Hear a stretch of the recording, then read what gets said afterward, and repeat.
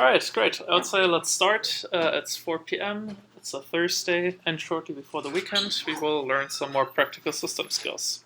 So we have a lot of content today, so let's get started directly with like a short recap. So what did we do the last lecture? Well, there was actually no last lecture, but like the week before. We did regular expressions, how to use grep, set, and awk, and so on. And there were like a lot of cool kind of characters which you can use to kind of develop and design our regular expressions, like we have the dot to match one arbitrary character, then the star, plus, and so on. We did something regarding like capturing groups, then we had like kind of character classes and how you could use them. And considering all of this, let's start and do like a short recap quiz to develop quickly a regex after we had the homework already on this. So the first task is kind of to develop quickly a regex to match hexadecimal RGB colors. And the second one is to match integers from 0 to 999. So let's say you can use like whatever regex 101, the brains of your neighbors, and let's give it like whatever 4 minutes to develop two regular expressions.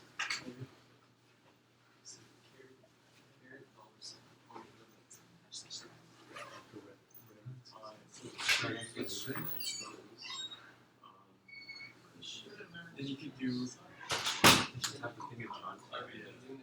just any of one to zero.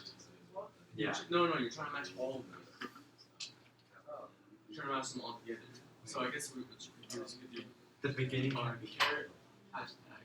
The beginning can be brackets 0 to 9. It can be, but it star. No, you need A to B as well. That's why. Yeah, no, but then you add that again. Yeah. So you do, or you do A to B first. You do A to B star. You do. And then wait, you want to match all of them together? Like, yes. Just match them in general. No, yeah, one regex match. The first three, yeah. And not match the right side. 0 is one case. So like you have carrot hashtag, then you have 0 to 9 star, A B star, capital B B star.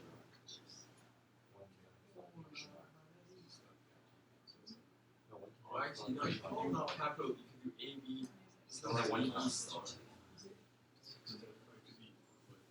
1 to 9 star. No, can I try 1 to 9. That's one case. Yeah. But does that Will match? that match? Well, no, because it's Wait, no, but you can't because It's gonna match the second one. Yeah. It's gonna match the second one.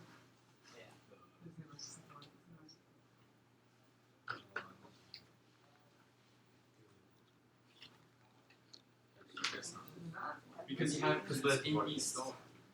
Oh, yeah. That's the C, lowercase c b. Wait, is there a limit on like how many cases you can use or like? No, not really. Okay. I mean, it's really up to you how you want to design it. Just has to work. Then you do. So you're gonna match those. Yeah, so you could do 0 or just do 3 cases. No, what 1.0? No, you're gonna need a whole word in this one. Oh yeah. Oh yeah. Well, it starts with 0 or 1 or 9. You should match that. It's maybe do like a quick poll who solved like the first one, including me. Okay, great. Second one. Okay, so I give it like 2 more minutes. And as always, you can also use like regex 101 if you want to kind of just try it out.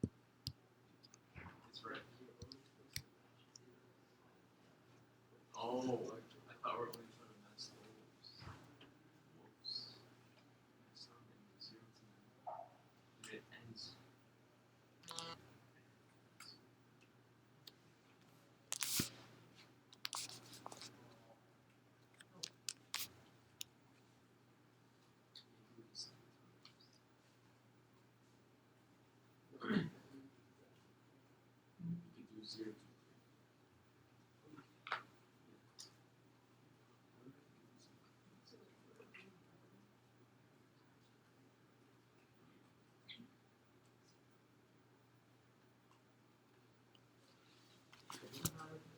All right, I would say let's check what we have. And as I said, we can use regex 101 for this. So if it loads, it's a little slow. So we want to match like something like this here, right? I want to have like also something like this matched, but not this, and also not something like where it's not hexadecimal, like let's say G and then whatever AB34, right? So any ideas how we can get a quick regular expression on this? Let me make this a little larger. Yes. So I did the hash sign. Yeah. That's what you always want. And I did it in brackets A through F, in capital A through capital F, lowercase a through lowercase f, 0 through 9. Sorry. So what's coming now? 0 through 9. Yep. And then end brackets, and then in curly brackets I did 6. Yep. And that's also like kind of how it works. It's pretty straightforward, and the trick here is that you really want to think like very easy and straightforward using a character class to just kind of constrain it on like the hexadecimal digits. The alternative is there's also, I think, like the special character class like hex digit or so called, so you could use that also, but like I mean, it's pretty straightforward to just like write it out here in this case and then have like kind of the curly braces to define how many you want. Cool.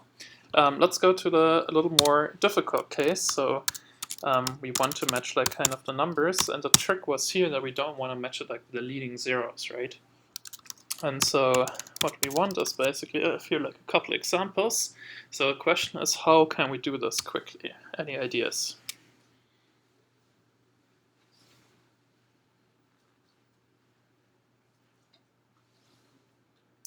Yeah. The three, just put the vision of cases, one where it's only it's 1 to 9, then 0 to 9. Right, curly bracket 2. And then Is it 1 to 9 or 0 to 9? 1 to 9 and 0 to 9. Okay. Yeah. For 2 of them. Yeah. And then the second case would just be the first two, the 1 to 9, 0 to 9. Exactly. And that's exactly the trick, basically, what you want to do. So you can basically partition it into like these special cases, and then you get like kind of the match that you want, and like just to kind of, I mean, it's not really necessary because it kind of is the question how you configure your whatever crap or set that you use, right? If it should match from start to end, but like just to kind of make this clear that it's matching in here, it should. Yeah, I think that's the problem with this tool. Yeah, so you get. It's very arbitrary though, because you didn't Oh, match no. 1,000, right? Yes, but I didn't want to. So you can either do it like kind of like this with like kind of the group, right? Or the alternative is you can also just define kind of the anchors in each of these cases, because kind of the syntax here is that when we have like this OR, it's always a full pattern, that kind of OR on. So we could also just like type it like this, and then we get also kind of the same result. So this is like kind of one way how we could match numbers in the end. Cool, so yeah, that's exactly what we did, right? Here's like again, like this just as an example. Then there's kind of one way how this could be used in like a little more advanced example, and I don't want to go completely through it, but just like mention how it works. Like kind of with the same logic of like partitioning like numbers, what you could also do is like kind of develop a regular expression to only match like numbers 0 to 255. And this could be like, for example, useful if you want to extract like IP version 4 addresses, like separated with the dots, right? Because you could basically use then this regular expression as like one building block and just like put that like several times, right? And the cool thing is that with that you have like kind of a very nice way to quickly extract IP version 4 addresses.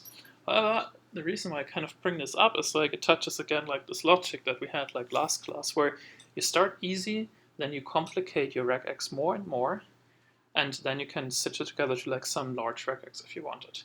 However, there's always kind of the problem of like how much semantic logic and meaning do you really want to attribute to a regex? Because like here it's kind of 0 till 255, right? And you see the regex already became pretty large and hard to understand. Whereas the one before, where it's just like kind of the number 0 till 999 would also just work if you stitch it together like for an IP address of like version 4. And then you could run like after that a semantic check if you wanted to kind of make sure that it's like actually an IP version 4 address, because like each kind of number in the address should be only represented by a byte, right? So you only can represent 256 values. So that's just like one recap of like the trade-offs you want to do when it comes to like regular expressions. With the baseline, keep things simple and better do like semantics after. Yes? What's the alternative you're referring to? So you could do it like this and then you could have something really... Yes, so here I have basically, so this is like a regular expression which would match the number 0 to 255, right? So if I take like 4 of these and put like a dot between them, I could extract an IP4 address. And that would be fine, right? However, it's a pretty large regular expression, which means it might run slow, right? It's very hard to comprehend. And the question is, do I really need this? And what I could do as an alternative is like I could just use the previous regular expression, which just matches like numbers 0 to 999, and then use that to kind of match first on the IP4 addresses and then run a semantic check after if I wanted to in a separate script. Yeah, so it's basically trade-off, just simple matching versus like semantic matching. And the idea is like sometimes you want to have some semantics in it, but sometimes you just want like a very straightforward checker. What's the, in curly brackets, what's the 0, 2 mean? That means it can be 0 to like 2 times. Like the MN was like minimum like 0 matches, right? And at most 2 matches. Great. Yeah, I also want to give like one more practical example when it comes to regular expressions. And that is like kind of this straightforward example of like, let's say we want to download all the lecture slides from CS6. So how we can do this is basically we can just go like to our course website. Then we go to like lectures, right? Then we can kind of do a quick curl to get the contents of this web page. Then we get like HTML out of this. And what we basically want to do is we want to kind of search for like the PDF files. So we can just like basically use grep as like kind of a first start to search for like PDF files. And then we see we get them like here, right? And so what we now can do is I can kind of use a regular expression to extract those. So here I'm basically just like using kind of arbitrary characters before that, right? And I see already starts with like assets and so on, so I could just match on like assets, then something arbitrary, and then I want like .pdf. So if I do that, I get like kind of this. Then as the next step, I kind of want to append the URL parts that were like kind of missing in the HTML. So what I want to do here is just take this, and then I know it has to be like kind of this part. So I take that part, just copy and paste it again, of course. I write my kind of substitution pattern, so I have to prefix it, so it's just with a caret, right? Then I put this thingy in here. Then if I run that, I get like all the URLs. And now I'm lazy, so I just want to kind of download all of that and not like have to manually do it. So I use like xargs minus n1, and then I do like curl minus o, and then this basically just downloads like all the PDFs for me, and I have like now all the PDFs for this lecture, right? And if I am like kind of super advanced, I could also like do like a cron job, which downloads them automatically every night at midnight or so. Yeah. Because it's the default setting of like set. If I leave it away, then it's like always just globally substituting it, yeah. But that's just like one cool tool, and like, I mean, kind of the same logic works for like other websites too. I mean, if you want me, I can also demonstrate that. So let's maybe grab another course website, whatever, CMU networking course or so. If you want to just have like some slides from them. See if this works. Do they have slides? Oh no, actually no. Stanford has like a couple of slides that work, I guess. Okay, so yeah, web applications. Yeah, coincidence, right? Yeah, could be useful. So yeah, we can just like kind of go here as well, and if you want to learn more, we can again like just like kind of curl this quickly, silencing all of this. We go in here and we just do like our grep to kind of check where the slides are located. Okay, we see it's now like here in this ref tag, and it's like now on lectures. So yeah, not a problem at all. So let's just like again use like our kind of standard pattern to extract quickly like PDFs. So we can do this, and then we want to match on this. So we get here all the lectures out. Now we just have to add kind of the port before, which is this one here. So again, just use like set for that. So we can use like set, then prefix that stuff for the website.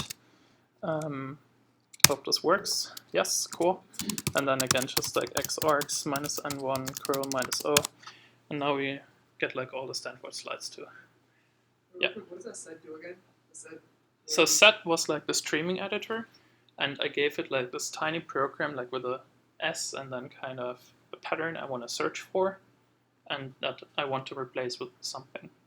And in this case, what I'm basically doing, okay, I mean, I actually don't need all of Stanford slides, but like if I basically go here, I just give it the pattern with like the caret, which means it prefixes, like because that's kind of the match at the beginning of the line, and then I prefix it like with like this kind of URL, because like in my grep I only got like the ports lectures slash and then the file name of the PDF. But in order to download it, I need like kind of a full URL. So that's like how I just manipulate that on the fly, so I can pass it to curl to download like everything. And I mean, of course, it works with other files too, right? I mean, you can also download like that, like images if you want to just fetch some images from the web. Yeah. What's the vertical bar in your expression? Oh, here? Yeah, so this is like how set works. So the idea is basically, so this S here is the identifier for which program to use, which is like substitute, or better said, it's a command. And then I kind of give it a pattern and some replacement string. But I need to separate those. And for that, I introduce some separator. And the rule of set is it can be any character, actually. It just has to be different from the ones that are occurring in the regular expression or the replacement string, or it needs to be escaped. I mean, that's the other option. And so because I have like kind of here the slash and the URLs, it's kind of more convenient to use that. But theoretically, I could also use plus, right? Like, nothing wrong with that. The rule is just, it's the one that comes after the command, which is here S. And it has to occur like 3 times, and it's like has to end. And I mean, you could put like the G at the end if you want for like global substitution or just the first substitution, whatever you want basically to do. And that's kind of the cool thing, how you can quickly fetch slides from the web. Great. All right, so far to like regular expressions and recap what we did. And so the big topic now is kind of websites and HTML. And there's many resources. I can recommend this book here if you never worked with HTML or just want a copy on how to do web development. It's kind of nice. Looks nice too. It's very nicely designed, very colorful. So it's a very quick read actually. I think you can get through with it in like maybe 4 hours or so. But it's nevertheless kind of nice to have some sort of reference besides the internet, Stack Overflow, and whatever else is out there. You can get through it. Yeah. Yeah, but there's not much text in it. It's a lot of images, you know. So. But to absorb the material. Yeah, of course, but like, so here's the thing about web development, right? You want to absorb like kind of a minimum, so you know how to pick up the next information, but you don't want to learn by heart like every single web information, because the web changes so frequently, it's not really worth it to remember or memorize all of it. But like the basics kind of stay the same, and that's like what's the really important part. All right, yeah, as I mentioned, there's, for this reason, besides this book, on which like kind of the next slides are based, specifically like these kind of chapters, many other resources out there to learn web development, like whatever W3 schools is pretty nice, like the references and so on. Code Academy has some good tutorials. There's also a lot of resources on like the GitHub education pack that you all get for free. But of course, we are also going to do like some basics in CS6. And for that, we kind of want to start with like how it generally works. So how does it generally work? Well, if you open up a web browser, the first thing that usually happens is you type in a URL, and then as we learned in like kind of the basic networking class, we need to resolve the URL's host name to like an IP address so we can establish a connection. And that works usually by sending out a couple DNS requests to some DNS servers, which is kind of handled by the operating system. Then we get the response back which IP address it is, and then we send, or like better said, the web browser sends a so-called HTTP GET request to retrieve an HTML page. And so how it works is always kind of the pattern request and response.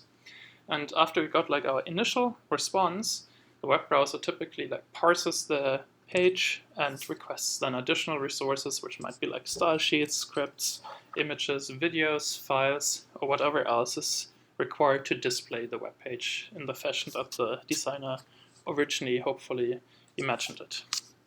I mean, of course, if you have outdated browsers like Internet Explorer, this won't work usually, but let's assume we all have Chrome or Firefox or Safari going, and then usually this is not an issue. All right, back to HTTP requests. How does it work? So HTTP requests are basically the base of like all kind of accesses to like resources via the internet when it comes to like web browsing, web pages, and so on. There's like a big standard specification, but like the basic idea is that in the end it's just some sort of message predefined that is sent via like the TCP protocol over port 80. And that is like usually when you kind of try to use port 80 for other reasons, this might clash like with a lot of things because this is just a standard port where all the communication for like websites happens. And that doesn't matter if it's like on your smartphone or computer, it's always just port 80. Then there are like kind of different versions for HTTP requests. There's kind of a couple old ones. There's also actually a 0.9, but like most of the web nowadays kind of runs on like 1.0 or 1.1.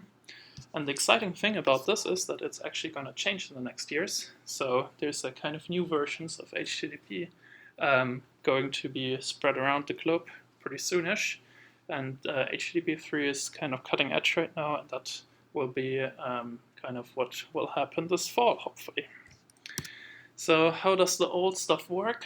Well, it works like this. It's basically just a text document which is sent, and it's kind of separated into different parts.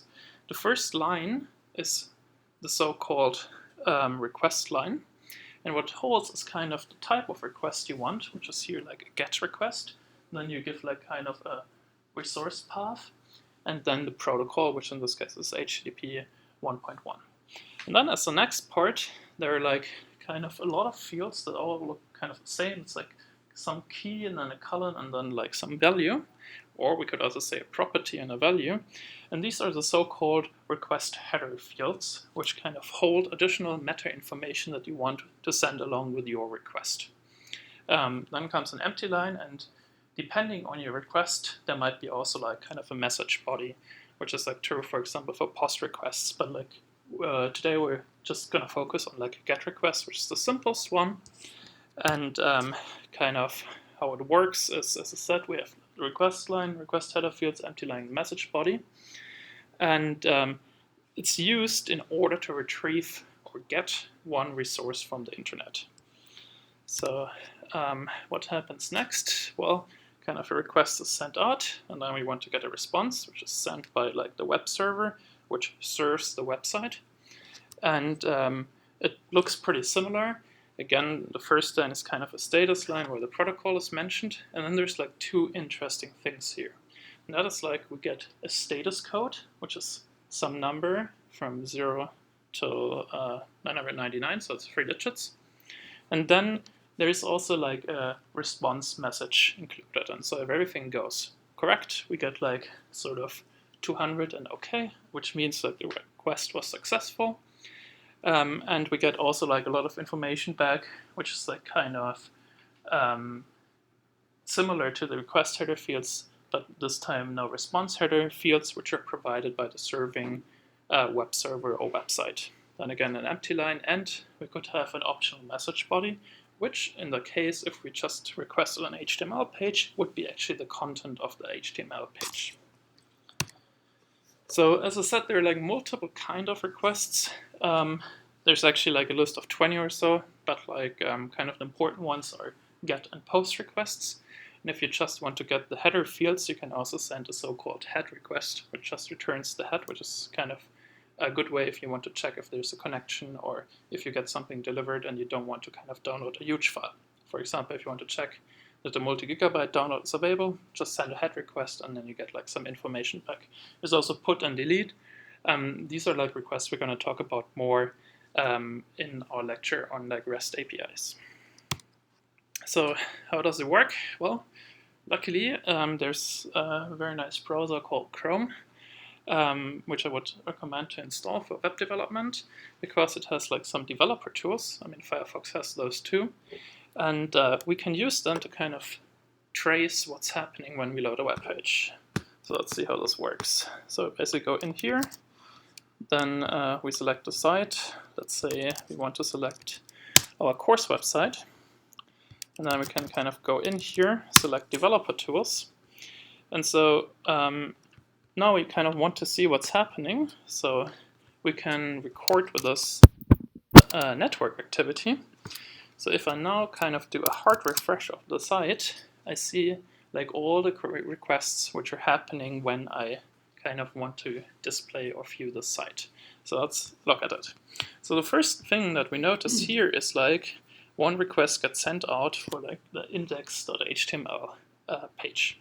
And then we see like here it actually stops, and this is the time that the web browser needs to parse this initial HTML document and then issue a couple of other GET requests to kind of retrieve all the resources that are displayed on the website, like Clippy, like we have a couple scripts, right? We have like, for example, here the main background, we have Tux as Penguin, which is like displayed here. And yeah, here's like Clippy.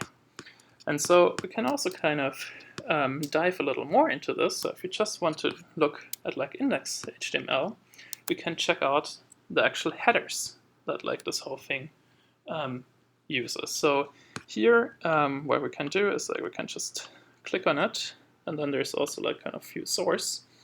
And so we see like here in general, this is like kind of our request method. We wanted like a GET request. Then we get like here our response, and again we have like here kind of our status line, right? Then all the response fields, and so on and so forth. And yeah, down here is actually the request headers. So we see here what the web browser actually did when we kind of loaded the page is it performed a GET request on like kind of this resource, which is like /courses and so on, index.html, but using like an HTTP 1.1 protocol. Then there's a lot of like kind of request fields. Noteworthy is like, for example, the user agent. That's like kind of the field which specifies who actually is requesting this resource. In this case, it's like kind of here this long string.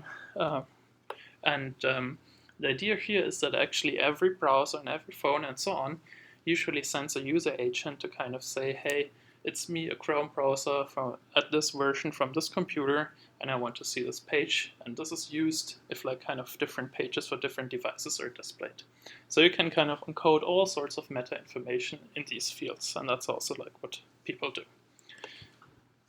The bars at the top are representing the web browser's processing? Both. So you get basically here all information. You get basically, if I go here, I see like first I did like in total 12 requests, right? Then I have like how much data was transferred, how much was actually like resources, then how much finished there is, and then I get like here kind of these two, right? And number one is like kind of the load time, which is like for transfer, and then the DOM content load, which is like also like one transfer time. And you can also use actually like in Chrome the whole thing to debug how fast the browser handles what resource and so on. And that's also what people actually use to tune the websites to run faster. But not sure how that answers the question. Okay, so if you get here on the on the, where is it, timing? On the timing for like one resource. You get here your breakdown, what takes what time, right? So you get like here, this is like what it took to send the request. That's like waiting for the answer. That's like for the content download.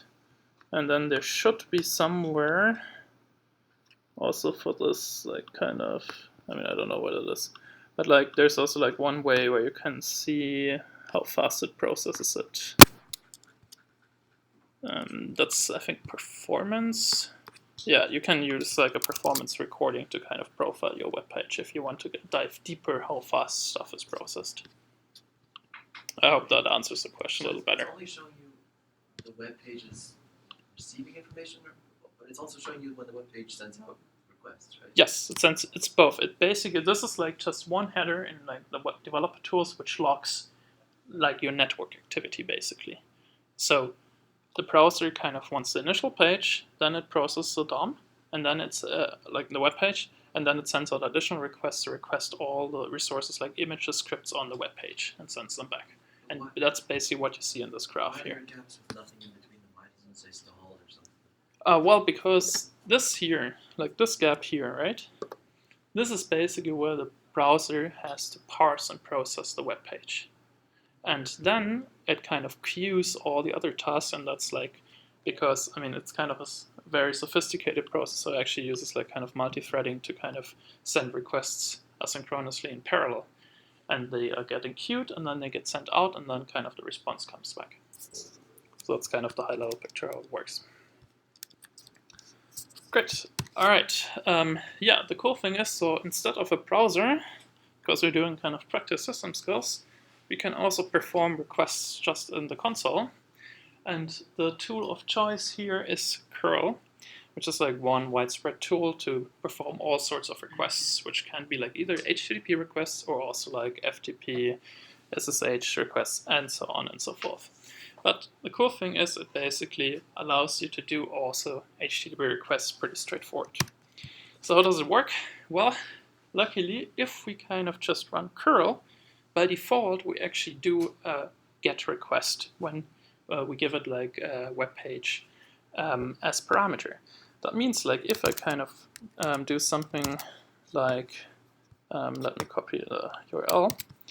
If I do like curl and then just like the course website, what I get back is basically the HTML code of the course website, which is what I would get also like in the browser with a GET request, because curl sends a GET request in this case. However, if I wanted a different request, let's say like a head request where I just want the headers, I could use curl for that as well, by just using like -I, and then I just get like the header spec. So here I see again my status line, right, the status code and so on and so forth. And again, you always have to think of like, I can use all my string processing tools on top of that. So I could now use like whatever a grab was set to extract the status code if I want to check if something is reachable or not, right?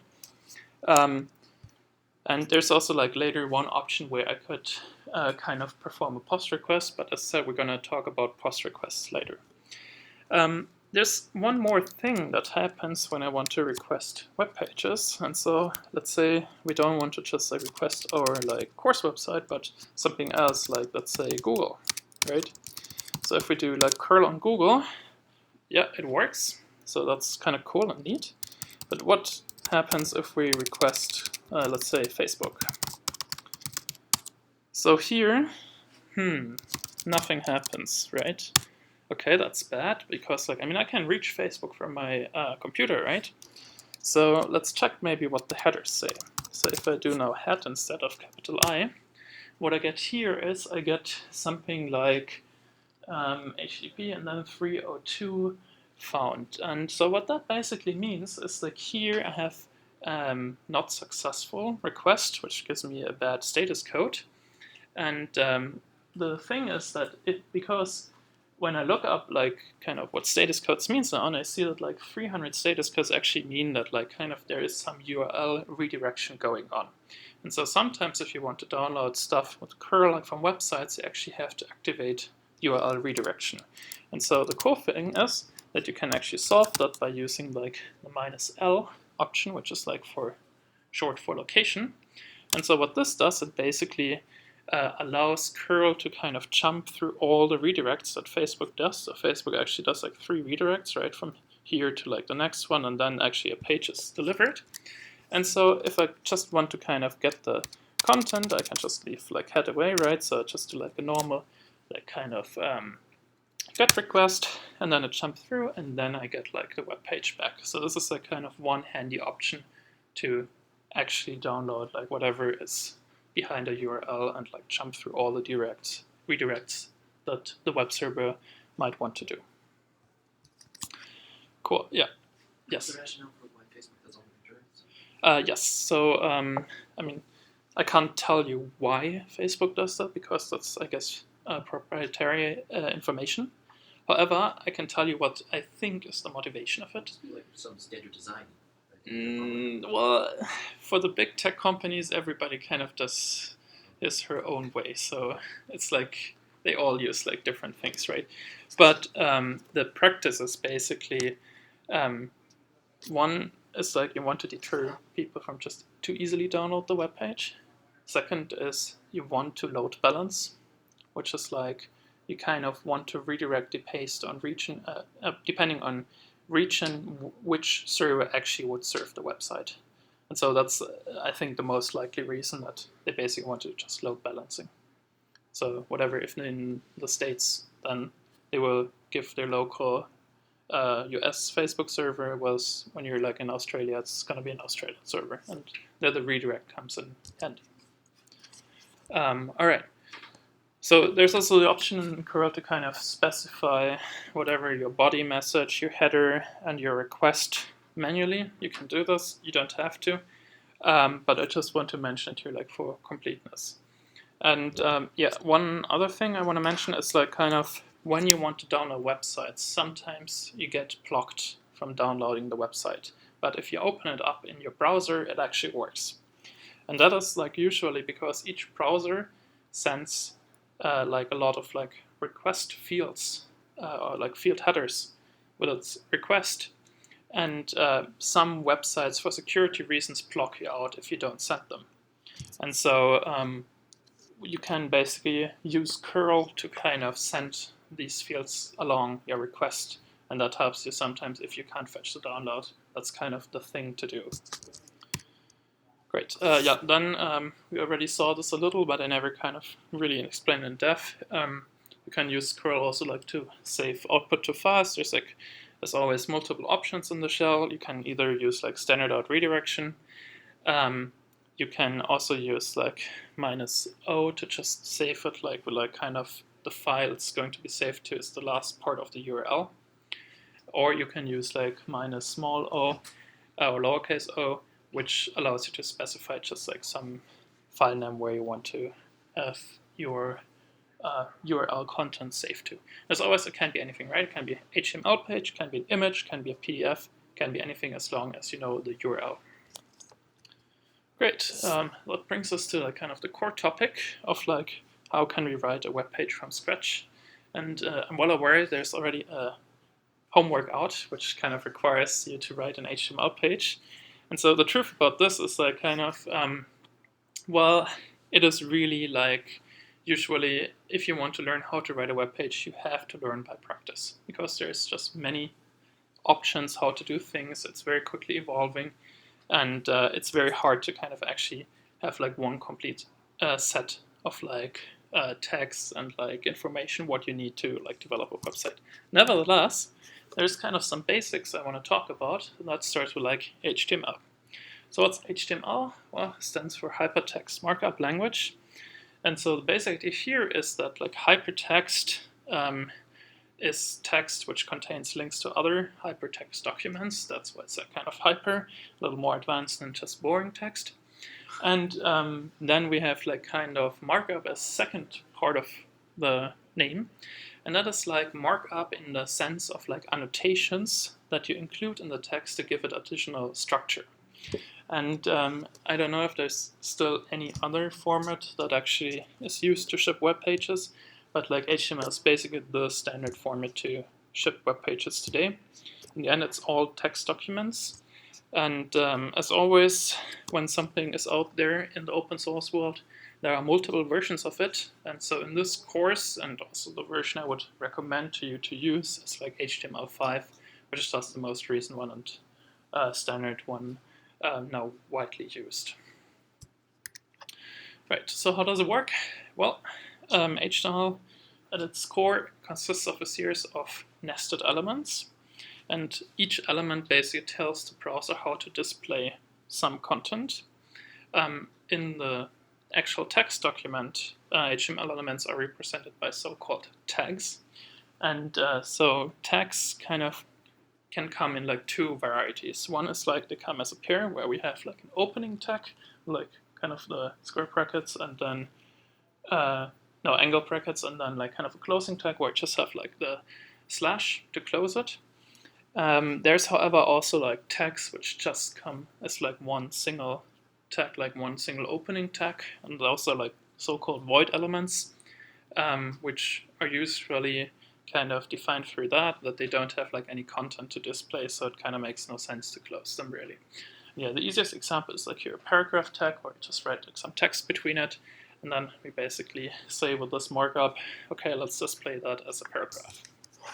Right, yeah, as I said, there are like void elements that don't have like this closing tag, so please don't close it with a tag, because else your browser might complain or not, because browsers also kind of are forgiving in some sense that there are still many web developers who don't write like standard HTML, and so browsers kind of just want to deal with it. And the second thing that kind of HTML elements or like tags can have is you can add so-called attributes to them. So how that works is basically you just have like your tag, right, and you give like some white space, then you write attribute equals value and put that in like quotes. And if you want to have like a tag with like several attributes, you just like again just separate it as like words, right, and put like kind of the syntax with like the quotes there. I mean, quoting is kind of working similar to like Bash, so you can also use like kind of single ticks for that. Or if it's like, I mean, not having any conflict, you can also sometimes just leave them away. All right, the other thing to keep in mind is that like HTML tag names and attribute names are case insensitive, so you can kind of write that in some wild west pattern of like lowercasing and uppercasing. However, kind of the convention is to just keep like tags and attributes as like lowercase. And the thing to keep in mind here is that like kind of tag names and attribute names are not case sensitive, but the values are. So you want to kind of there adhere like to like some good naming scheme. All right, then how does the kind of general structure work?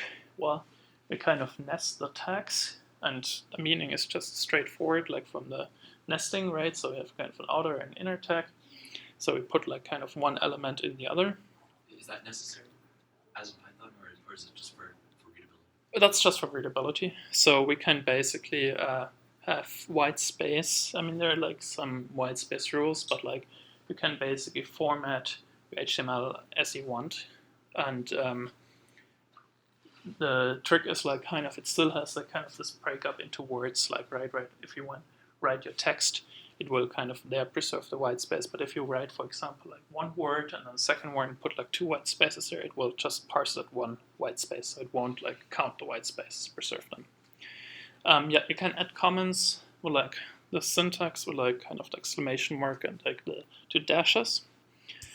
And yeah, that brings us to like kind of the basic HTML web page structure. So how does it work? The first one should be like kind of this dot type HTML. And that's the HTML5 way of saying this is an HTML5 encoded web page. Then we have like one main tag, which is like HTML in this case. And then we usually have a header section defined through a head tag, where you can put like the title of the web page. Then we define like kind of a body section, where we have like a body tag, and we put like some other things in it. And the typical extension we use like HTML or HTM. Yeah. Does indentation matter? Or is just No, it doesn't. It's just like for visual purposes. there's actually always like, when you look at web pages, there's kind of two kinds, right? And I'm going to show you how you can look at those in a second. There's the ones who are like beautifully formatted. That's like usually where the web developer took his editor and ran like an auto format over it. And then there is like the second kind where it's just like a complete mess, which can be for two reasons. First, the developer didn't run the auto format, or the website was so-called minified. And that is like minified. Yeah, so compressed in that sense. But like the term they use is like minified for whatever reason. And the idea is that if you have like a new line, right, this is still 1 byte. And so if you have many new lines and many white space, things that don't have really any like reason to be included except for kind of nicely visualizing the code, you have to send them over the network store. So kind of putting everything and squashing everything together to create like a minified version lowers the file size, so your website gets served faster. So that's why many people actually minify their web page. Example is this web page. So this is a minified web page, right? It's hard to read, and you see there's no real white space in it, and that's like because kind of they run a tool to compress the website to make it as small as possible. Yeah.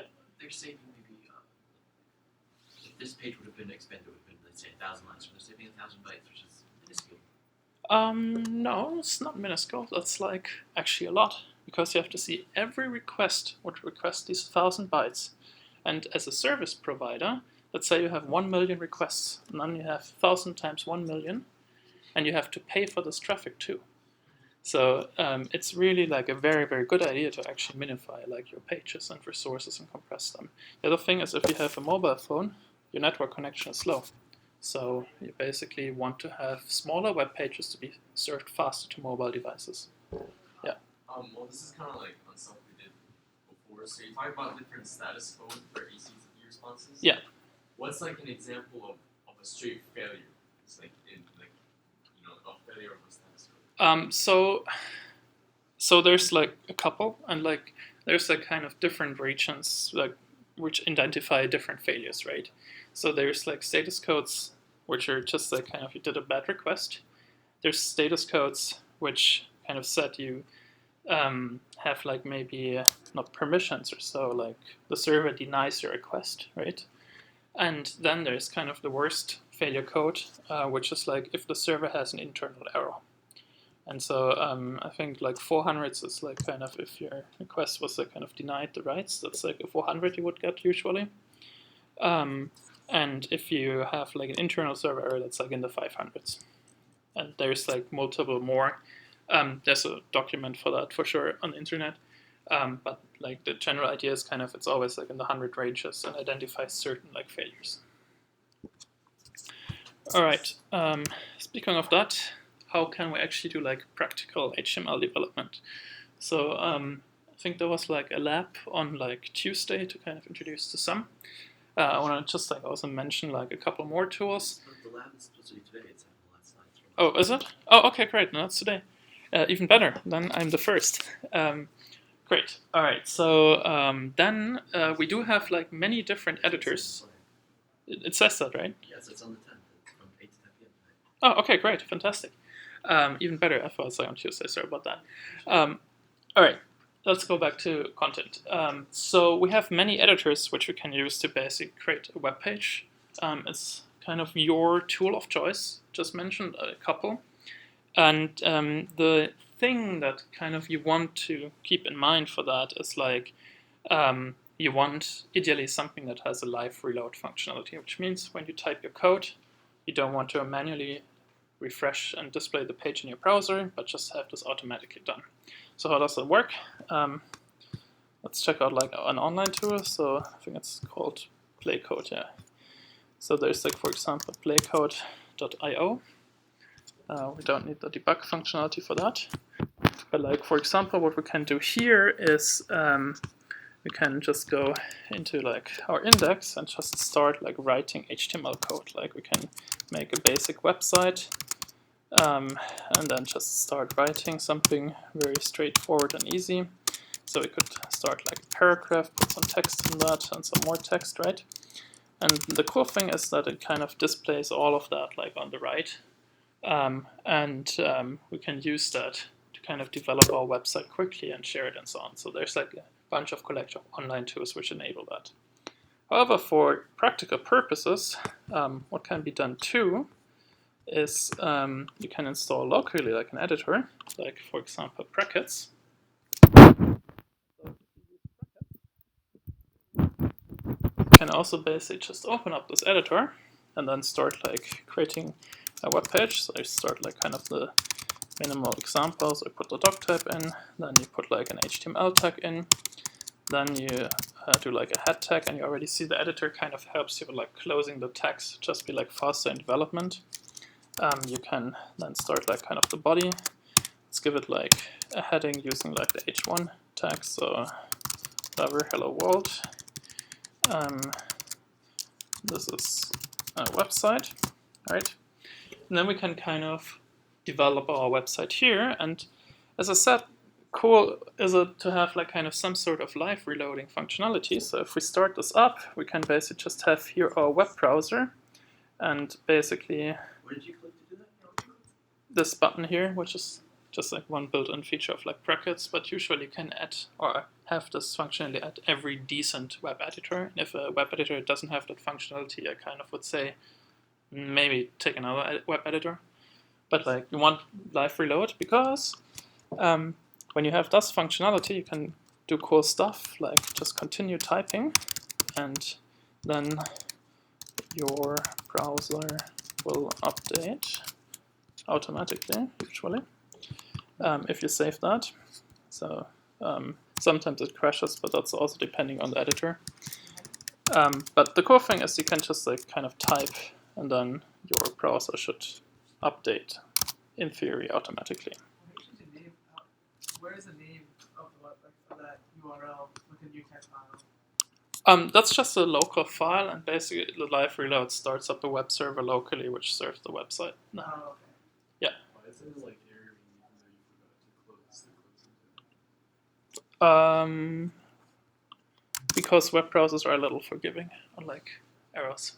They're just used to that. So, I mean, yeah, so the reason is like there's many web pages which actually have errors in them, and so the browsers usually have like a process. They get the data, then they parse it, and then they kind of try to fix whatever can be fixed, and that's why it works. And so yeah, if I type more, then on saving, it should reload.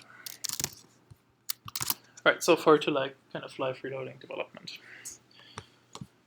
Right, yeah. So what does it mean? I would say let's make like a short 1 minute break, and then continue with like HTML tags. Yes. Having to reload it every time is like much more of a hassle than the first web page. Yes. Yeah. Actually, like this should also live reload, but like it seems like brackets is the wrong choice to do so. But like if I type something, yes, now it works. So here you see like kind of I can type in, and then it automatically updates it, which is like kind of the cool thing if I want to develop stuff fast. And that's why I kind of recommend to have like kind of this live reload functionality. So how did you make it live again? It's just like the editor provides that. Well, Like, you don't need the tags in this? All that gibberish you wrote? Well, I mean, it's like depending whatever you want to write in there, right? But like, I mean, it's an editor feature after all, right? It's like, and as I said, there's like multiple editors. I mean, you can also use like whatever Sublime text, configure that to do like, or have the live reload. You can also use like Atom if you want to use that editor. It's really your choice what editor you want. And usually they have some sort of live reload functionality. And that's just like one that I put up here now.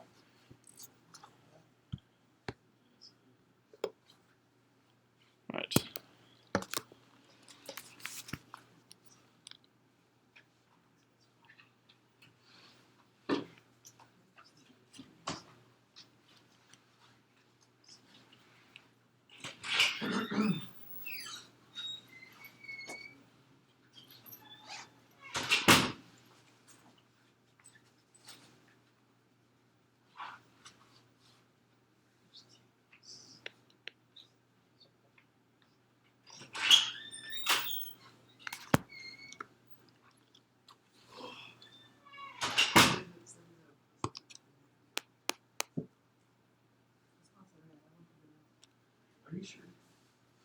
data was today anyway? On the slides. Say on the website it's Oh, that's interesting. Yeah, because on the website it says like Tuesday for the lab, right? Oh, okay. Yeah.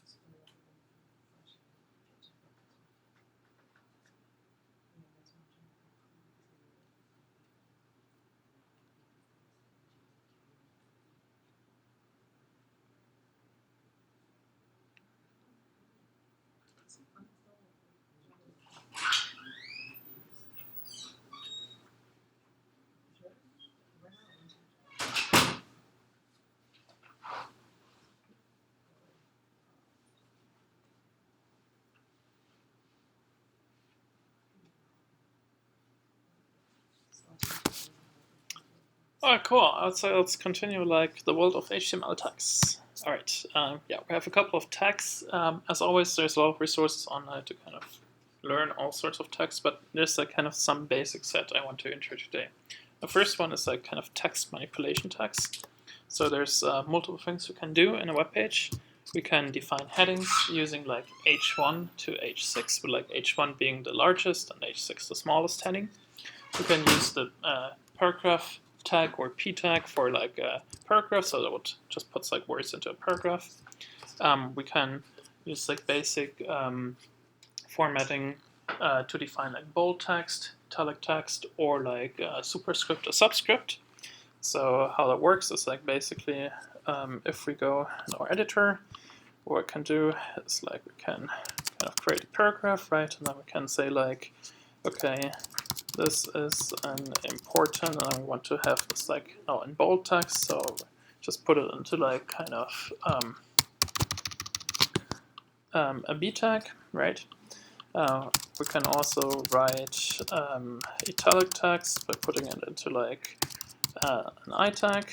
Then we can emphasize things by saying something like whatever isn't this emphasized great. Well, here I put like kind of em, right, for emphasize. Displayed it is as italic text, but like the syntactic meaning is different, right? Because I just use a different tag to do that. But like per default, the browser displays it like kind of also as italic text. Then we can also say like something like when we want to have like a strong emphasis, we can use another tag, which is like a strong tag, and we can do a statement like this. Then we can kind of open another paragraph if we want to do, and say important facts about the world, like E equals MC, and then we have to think, which direction was it, right? So it was like, I think, a superscript. So we have like here a 2, so this is like kind of 1. And then if we kind of want to have like another fun fact of the world is we all depend on H2. Oh, right, and then we have like kind of this nice formula spelled out here. So this is like kind of the tags we can use for basic text manipulation. Cool. Yes. It seemed like so much easier to just continue using something we're used to already, like LaTeX. Is there a way to just like import LaTeX stuff and have it read LaTeX according to LaTeX? I mean, I wouldn't say LaTeX is much easier, to be honest. I would actually say like HTML is much easier. But once you learn one, yes. So yeah, unfortunately, that's kind of the tragedy of a computer scientist or a computer science student, right? Like, you can't say that you're actually studying languages, but a big part of it is like kind of learning a lot of languages, right? Like you learn like kind of the math language, how to write formulas and so on, whatever that weird syntax means, right? And then you have to learn one programming language, and it doesn't end there. You have to learn multiple programming languages. Then you need to learn LaTeX to kind of put in your homeworks. Then you have to learn HTML to create a portfolio website. Then you have to learn Markdown to kind of hand in your CS6 homework, right? Then you have to do like Bash because you want to also pass the midterm, right? And so on and so forth. So I would say like, if we say like computer science people are language talents, there's some truth to it. But like, I mean, we all think of us, I guess, as poets deep down there, right? But like, sure, that's a different topic, all right? Cool. All right, so let's continue like some text after this like course into languages. So we can also add like kind of line breaks and rules. And so these are now elements that don't have a closing tag. And so how it works is like, let's go again into our editor. Let's say we have like here a paragraph, first line, and now we want to break it. So we do like a BR, and then we can have like a second line here. The other thing we can do is like we can have like a rule. So separate that from the rest. Whatever, make something like this, and here we can kind of just like have no horizontal rule for what's like the HR tag standing for. Yeah, the thing to note here is that sometimes if you kind of download a website or want to take a look at the code of some website to get some inspiration, you often see also like syntax where it's like kind of the tag and then white space and the slash. And that is like because this is a syntax to keep your website compatible with like an older HTML standard. But like if you just target HTML5, don't worry about it, just ignore that. But it's just like something to know because you will come across it. All right, yeah, we also have semantic text tags. So instead of just like formatting stuff, we can kind of use them to attribute a meaning. I already showed like two, which is like strong and EM to like strongly emphasize content or just emphasize content. There's also things like block quote for a block quote, Q for an inline quote, like upper or whatever for abbreviation. And I kind of wanted to include that as an example where you can actually use like kind of an attribute to include some additional meaning. And that's like, for example, if you use that tag, then what you can do is you can kind of define that, and then you give like title, kind of the attribute, and then if I do like CS here, if I scroll over it long enough, then kind of the title should appear, yeah, which is here, computer science. And so here I basically gave like this additional data to this tag using like the attribute syntax. And that pattern is actually quite common for multiple things, but that's just like one easy tag which has that. That's just how the browser displays an abbreviation tag to kind of let you know you can hover over it and get like kind of the abbreviation. Cool. All right, what else do we have? Yes, we can define lists. There's like multiple types. There's like ordered lists and unordered lists, so we can use like an OL or UL tag for that. And the general idea is like you basically have like first one that says we have a list here, and then we put like the items using like the list item tag, which is like li in this case, and then we can just like put those in there.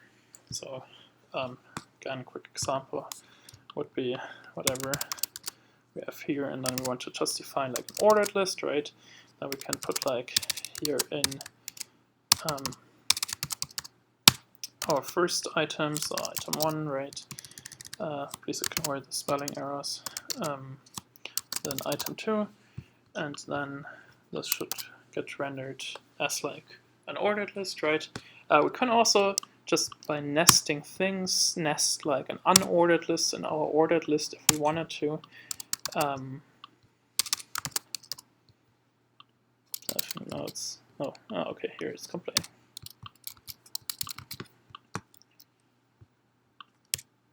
Does anybody see the error why it's complaining? Yeah, you have an end paragraph, but you already had an end paragraph. Oh, okay, so this is like too much, right? Okay, there we go, cool, thanks. So what we can do is like we can basically add like here an unordered list and then again add like an item if we wanted to. Okay, and so this is like how we can nest lists, and I mean that's like pretty straightforward. And Actually, I don't know why. Well, yeah. And paragraph how it works. Yeah. That's the thing of it. You have one paragraph tag in the beginning. this one, right? Yeah, so why did we I have no idea, but like yeah, the browser took it, so it's fine. Yeah, there's also like kind of we can reformat it. So that's also kind of one functionality. Definitely want to learn for your favorite text editor. That's like how you can reformat HTML code automatically. Do you have a website also? Yes, I You do. can go ahead and like look at all your code for Yes, you can do that, but it's not great code because it was written on a weekend between, I don't know, 12 and 4 or so. But that's a different topic. All right. So yeah, then the next important topic are links. So how are links working? Well, there's one tag for it. It's called the anchor tag. And so we basically give it one simple attribute, which is like the hypertext reference, or href. And it boils down to like where we want to link to, then what text you want to display, and so on. And we can do like multiple things with it. We can either just like take one full URL, like any web page on the web we want, and then kind of when we click on it, right, we go there. I mean, I guess you all know how to use links in your browser, so that's kind of the underlying principle. Whatever, we can also use something else, and that is like we can use like URLs in the flavor of like relative or like absolute URLs. And this whole thing works like similar to like relative and absolute paths. So again, it just starts like with a slash. But here, the reference is something else. So it's not the root of your system, but rather it's the root of like kind of the web server. So that means like kind of the upmost folder where your website is served from. And then you can kind of also use like relative URLs / paths to kind of go to another page. Right. There's also one more cool thing, and that's like you can kind of link to parts of the same page. And how you do that is like you can give each element in HTML an ID field, and then you can kind of link to that by just using like the # and then the name or like the identifier you gave your tag where you want to go to. And if you don't give like any identifier, so just a pound, would just go to the top of the page. Yeah. So how do like go to the top of the page when you're at the bottom? Yeah, that's like just a pound without anything else. So that's how it's implemented. Right. Yeah, there's also like kind of other things you can do with the anchor tag. One is you can kind of do like a mail to field, which is like this annoying thing where you click on the browser and then your email client pops up and wants you to write an email to this person. So that's how it's done. The other thing is you can kind of specify the destination where the link should be open, which can be in the same window, parent window, or if you use like iframes or frame sets, which frame. And so this is like another thing which is quite useful. I think like the only thing that's for it's now used is like blank basically, which in most modern browsers defaults to like just opening in a new tab. Right. Then we can also What do you mean by frame? by frame. So that's like kind of, so one thing you can do in a website is there's one tag which is called iframe in that case, and you can use that to embed another website into your website. Classical example: you're on a website and you want to embed Google Maps, and so Google Maps is kind of one website. You put it into an iframe, and let's say in this Google Maps website there's a link, and you click on it. Where should the content load? Should it load in the parent that embedded the website, in a separate tag, or just within the frame? And so this is what you can specify with that. There's also old technology called like frames and frame set where this is all stemming from, but it's kind of outdated. What if I want to open it in a new tab and not in a window? Then you just would use blank basically, because most modern browsers just default to that. Alright, then we can also include images. So how does that work? Well, we have a tag, of course, for this, which is the image tag. This is again one of these which you don't have to close. And how it works is basically you give it two attributes. One is source, which kind of points to the location where the image is. Again, can be anything, can be a URL, right? Like kind of also direct URL from the web. And you also should always give it like a second attribute, which is called like alt or alternative. And that is like kind of if you want to make your web page accessible to people who can't see well or at all, instead of like kind of the image, then the text will be displayed as alternative. And many browsers or programs actually complain if you don't have that in, just to make kind of the web a fairer and nicer place. Right, then we can give like images a couple of attributes. We can specify the width or height. Can use like pixels, numbers, or like percentages. There's also a couple more units we can use. We can align them roughly using like the align tag. And there's also like a couple more attributes you can use, but since kind of time and space is limited still, I couldn't include all of them. But you're welcome to check them out on like w3schools.com. Right, another thing we can do is that we can define tables, and I think that's where HTML really shines over LaTeX, because tables are very, very easy to define. And that works like using the table tag. So here we basically break it down in a structure. We have the table as like the outmost level to enclose everything. Then we define a row using like table row or tr. Then we can define individual table cells with td, which stands for table data. If we want like a header row instead of like general row, we can use like th instead of the td to kind of make things look a little more emphasized. And if we want to span a row or a couple columns over like multiple ones, we can use the row span or col span attribute and just give it like a number to kind of have like the spanning columns or rows. So how it works is like all of this is kind of sufficient to generate a table quickly, but usually what browsers do is like put in additional tags, and so you can also write them by hand, but you don't have to. That is like the header row is usually put or like enclosed by a table head or t-head tag. Then we have also one which is like kind of for the body, which is called the t-body. And so what's cool is like both of them are like kind of done automatically, but if you want to have like a footer, like the last row kind of differently formatted, you can add also like a footer tag or like table footer or like tfoot to your table. And there's also tools to kind of generate tables fast if you don't want to type them, but like actually it's pretty quick to type them out. Right, here we have like one example. So we have kind of table enclosing all of it.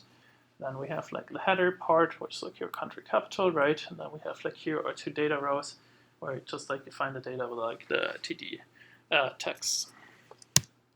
All right, then we do have like structural tags. So what do we have here? Yeah, we can structure our web page into different sections. We have kind of nav as tag to have like a navigation. And if we combine it like with an unordered list, we can have like kind of our separate navigation entries. We can have sections of the website structured using the section tag, and we can also add like a header or footer in HTML5. Right, that brings us to the last topic in 5 minutes today, which is like CSS, and we're going to do more on this next week, but like just the elementaries kind of today. So how does that work?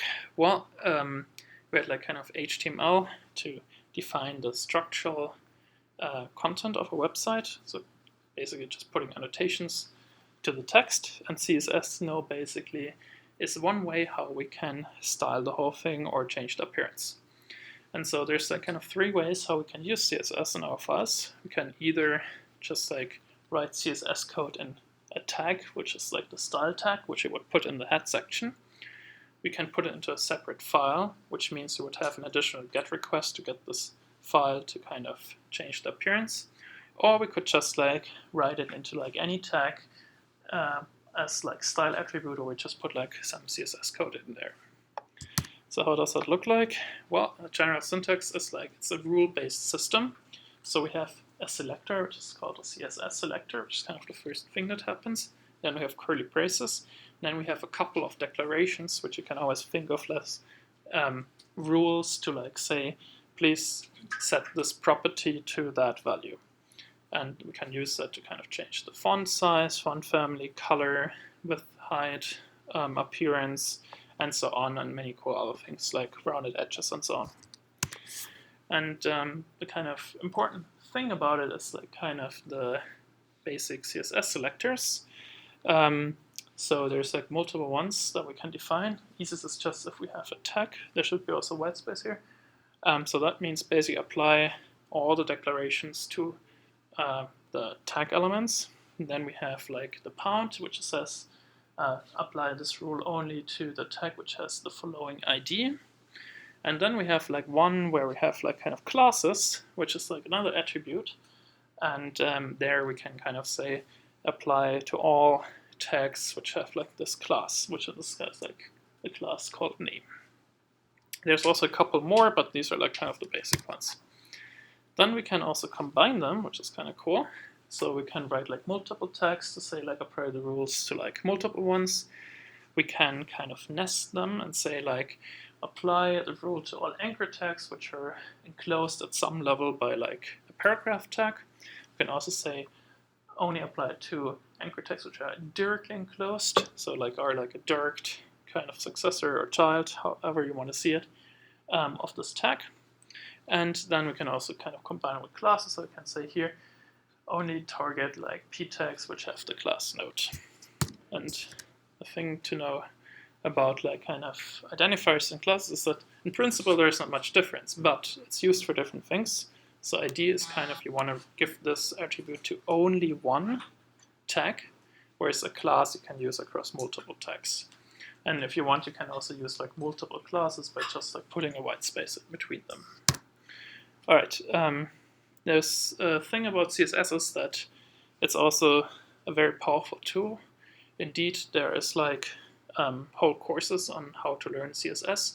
There's also a profession which you can kind of do if you only know CSS, and that's like a web designer. And yeah, there's a big list of things. And as always, when it comes to web development, it's mostly practice that really makes you good at this. So I highly encourage you to kind of practice if you never had any exposure to web development yet. Yeah, it requires some time. We'll have a guest lecture next time to have like more CSS content and a lot of practical tips and tricks. And yeah, so I think we have 2 minutes left. I just want to have a couple of words on the midterm. So it's on the 22nd, counts 15%. You will have 90 minutes, but we'll design the midterm for like 60, 70 minutes or so you should have ample time, so no time stress or so. It's paper-based, so if you need kind of special accommodations, please let me know. And you're allowed to bring one cheat sheet, which means one piece of US letter paper, like whatever you want to put on it. How does it look like? Well, again, there's an optimistic approach if you have everything in your mind, and a little more defensive approach where you can put like all sort of commands, options, things on there, and you can write on both sides, please, right?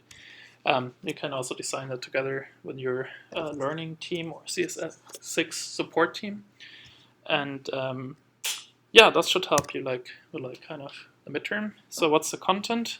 Content is lectures 1 till 10, so that means everything till today, but nothing from like next week. Focus is on like how to use commands. I encourage the use of cheat sheets to like put whatever you can't remember easily on the cheat sheets or where you feel insecure. Topics, I mean, of course, it's everything. So I just put basically what we did. So we did a lot, which is great. So you want to go over that?